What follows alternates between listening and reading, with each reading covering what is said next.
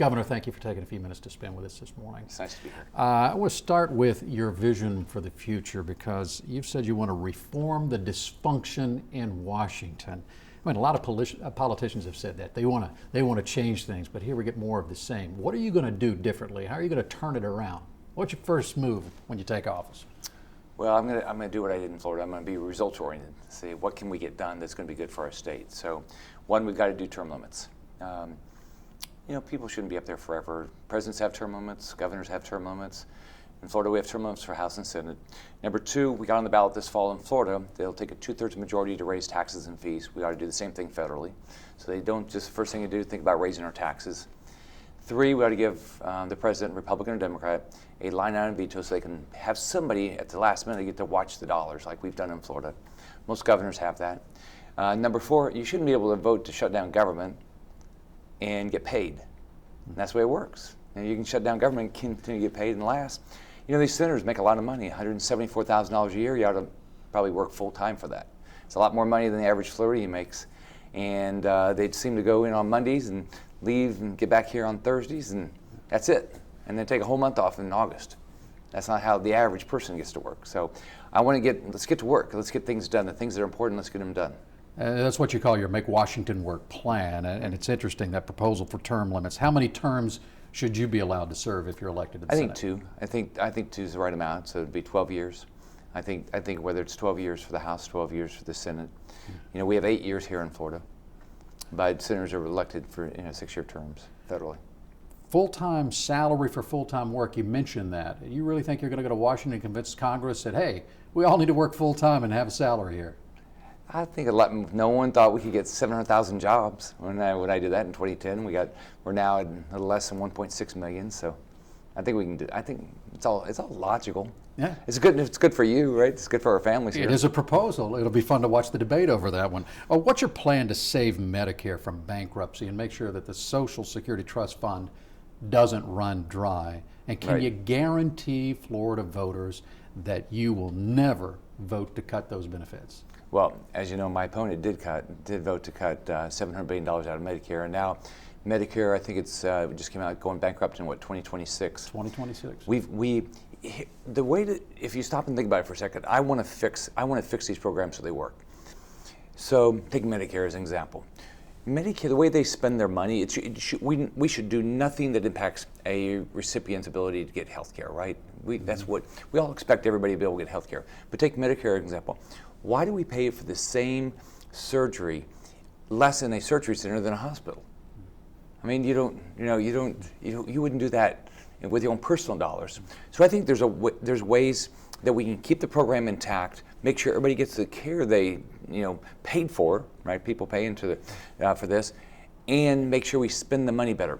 If you look at the problem with healthcare, we don't focus on how do we drive down the cost of healthcare through the provider system. We always focus on just the insurance side, and we have to focus on create competition, let people buy what they want to buy, things like that, sell things across state line. But I'm absolutely committed that for our Medicare recipients, they get the care, and I'm absolutely committed that you've paid in for your Social Security, you get your Social Security.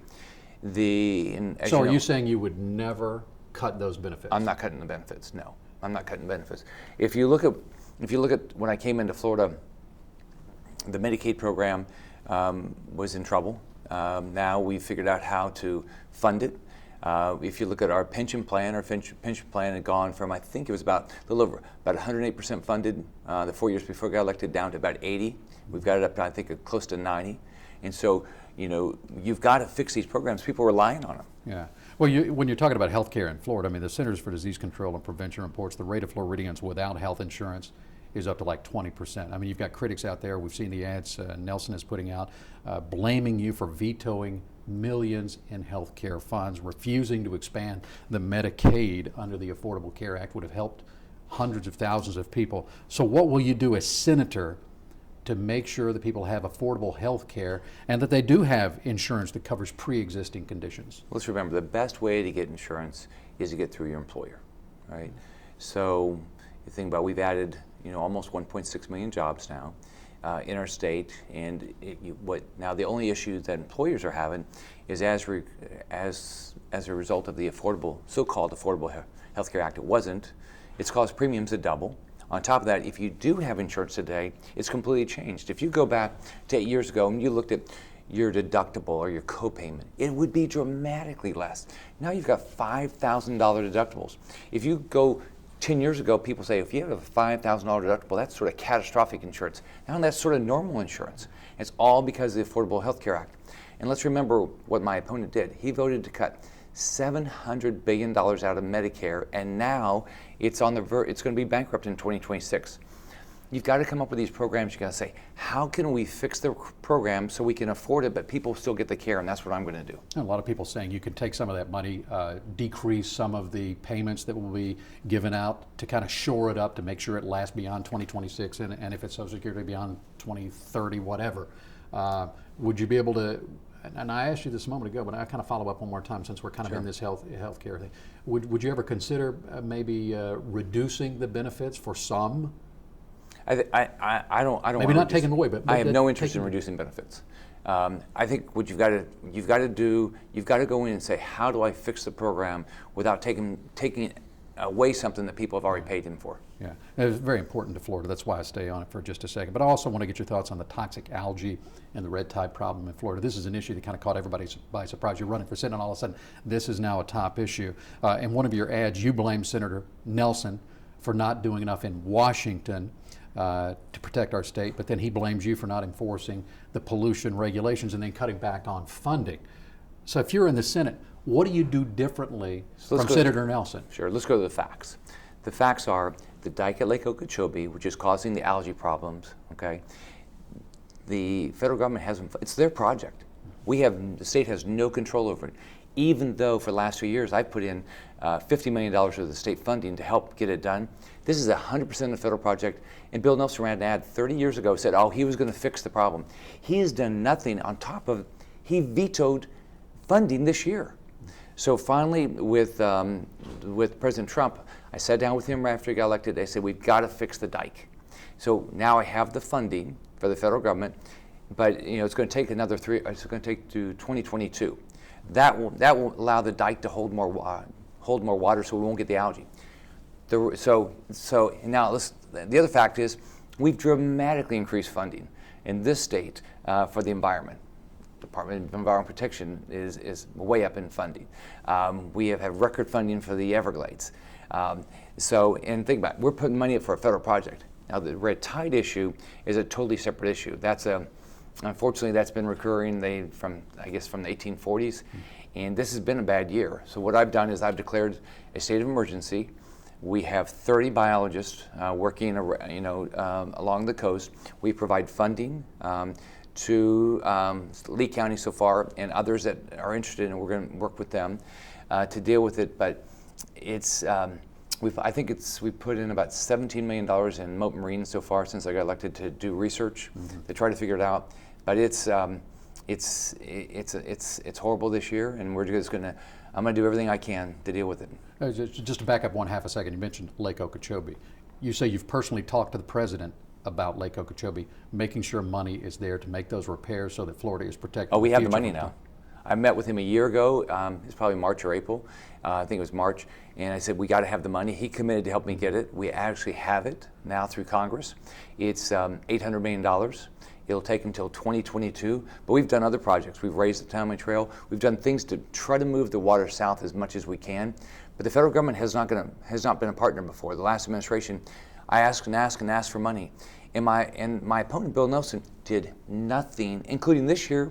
And this year, he vetoed the bill that would provide the funding. I mean, it's hard to believe.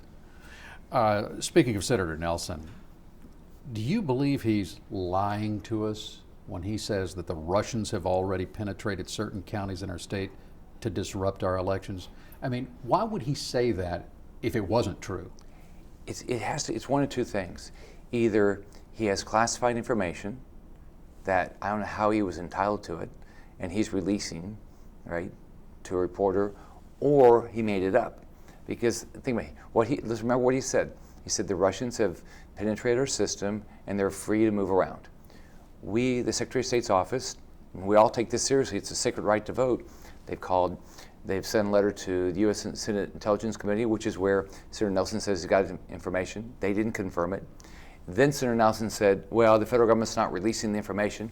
We've checked with Homeland Security. We've checked with the FBI. They've not confirmed what he said. So it's either he made it up or he released classified information. It's one of those two things. I don't know, but I do know that we have added cybersecurity experts at the state level. We have put millions of dollars into our system. We've worked with our locally elected supervisor elections. We have funding that we've got grant funding that we've put down to them. So, I know we've worked hard to make sure we have free and fair elections. And think about it, we're in the middle of a primary. Do you believe the Russians have the access, the capability to do that? I know I think it's clear that they tried to hack into our systems in 2016. But we know we had free and fair elections. We know nobody was able to get into our system in 2016, and our Secretary of State's office and our Supervisor of Election are working hard to make sure no one's penetrating now. So voters should feel good about their vote. No concerns. They should feel good about their vote. Despite what the senator's saying. Look, here's my goal. I want everybody to vote. I don't want any fraud, and I think the senator needs to come clean with what actually he knows. Senator Nelson's had a long career in Washington representing Florida. I don't want to put you on the spot here, but I was kind of thinking about this. Is there anything you can say positive about Senator Nelson or about what he's done for our state in his career? I don't know him well, but he seems like a nice family man. He seems like he's got a nice family.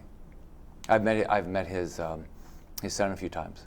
So, nice guy, nice family, as far as you know. But anything not very nice to me, though. But when it comes to his policies, his career in Washington, you're not impressed. What's happened is he's become just a pure partisan politician. If you look at his career, it's just every decade he becomes more partisan. Now, think about this. It's as simple as this. Before Donald Trump nominated Judge Kavanaugh, he said he was going to oppose him. How do you do that? You're not even going to talk. And he said he won't meet with the president, and he's not met with Kavanaugh. That's pretty partisan. You're going to be, if elected, part of the other side. Back to that dysfunction question at the beginning. Somebody's going to come to the freshman Rick Scott and say, hey, you need to get in line behind the party. Is Rick Scott going to be the guy that says, I don't think so. I have a mind, I have a thought, I'm going to vote the way of course I won't. That represents Florida? Of course I won't. Let's remember, I was not the Republican establishment in Canada back in 2010. No one believes I fit into Tallahassee. All right, I've been very clear about what my priorities are, and that's why I worked on them for the last 7.5 years. So I'm not going to go change in Washington and say, whatever somebody else wants me to do, I'm going to go do it. I'm going to represent the state. I think it's important senators should be representing their states. Congressmen and women should be representing their districts, because everybody does that is a better country. Final question. I know you stay in touch with President Trump. You've already mentioned it, and we've seen you together. Do you want him to campaign for you in Florida? Maybe hold a big rally here at some point. Have you talked about that? Well, I have not talked about that, but I want people that believe in what I'm going to do. I want everybody to come out and help me. All right, this is an important election. I want everybody that believes in what I'm talking about. You believe in term limits, you believe in all these things. If you want to come out and help me, help me. But with regard to the president, I'm going to represent Florida, and I've been clear. Think I was opposed to offshore drilling, and I fought to stop that. I opposed the president with what he said about Putin. I completely disagree. I don't trust Putin. I'm never going to trust Putin. I think the president and the administration ought to put more focus on Latin America. I don't think that right now what he put out a year ago, what was it, May, about Cuba, is getting implemented right now. And so I'm going to be very aggressive with the things that are good for Florida. And if I agree with the president, I'll agree with him. If I disagree with him, I'll disagree with him. I have to mention it because you did mention Cuba there. Would you see yourself siding more along the Obama lines when it comes to free and open trade and access to Cuba, or more along a restrictive, let's pull back? Let's look at it right now. The problems with Maduro and Venezuela are all caused by the Cuban thugs. have been sent out there. If you look at Ortega and what's happened in Nicaragua, he's a disciple of the Castro brothers. All of the problems we're seeing with Venezuela and Nicaragua are caused by the Castro regime. I think we have to say that what Obama tried didn't work.